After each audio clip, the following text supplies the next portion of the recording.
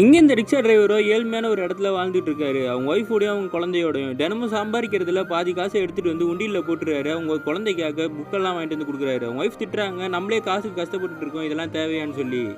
அந்த நேரத்தில் தான் கொரோனா வந்து 21 நாள் லாக்டவுன் போட்டுறாங்க. இவர் வீட்டுக்குள்ளே இருக்க வேண்டியதாக போயிடுது. இவருக்கா கொரோனானா என்னன்னே சுத்தமாக தெரியல. அப்பப்போ சாமான் மட்டும் கடையில் போய் வாங்கிட்டு வராரு. இவங்களுக்கு சில பேர்லாம் ஹெல்ப் பண்ணுறாங்க. பக்கத்து வீட்டில் ஒரு ஃப்ரெண்டு ஒருத்தர் இருக்காரு. இவங்களுக்கு தேவையானதெல்லாம் அவரும் கொடுத்துக்கிட்டு இருக்காரு.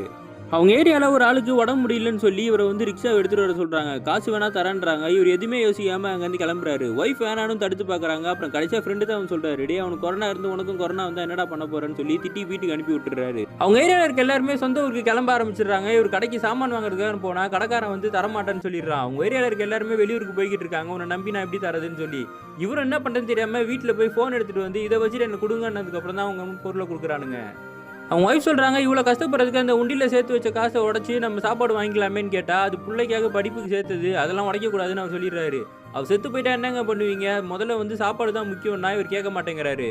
இப்படியே இன்னும் ஒரு மாதம் ஓடிடுது. இவங்க சாப்பாட்டுக்கு ரொம்ப கஷ்டப்பட்டுக்கிட்டு இருக்காங்க. சாப்பாடு கொடுக்குறவங்க கூட இப்போ யாருமே வரமாட்டேங்கிறாங்க. அந்த உண்டியிலே அவர் பார்த்துக்கிட்டு இருக்காரு.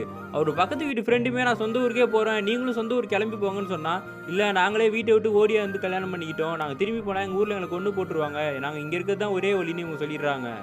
கடைசியாக பசி கொடுமையில் அந்த உண்டியில் எடுத்து இவர் உட்காந்து பார்த்துக்கிட்டு இருக்காரு. ஒய்ஃபுக்கு ஏதோ சத்தம் கேட்டு எழுந்து பார்த்தா அந்த உண்டியில் உடச்சிட்டு காசை எடுத்துக்கிட்டு இருக்காரு. கிட்ட போனவொன்னா இவரும் அழுதுகிட்டு இருக்காரு. புள்ள படிப்புக்காக சேர்த்து வச்சது கடைசியில் இப்படி ஆயிடுச்சேன்னு சொல்லி.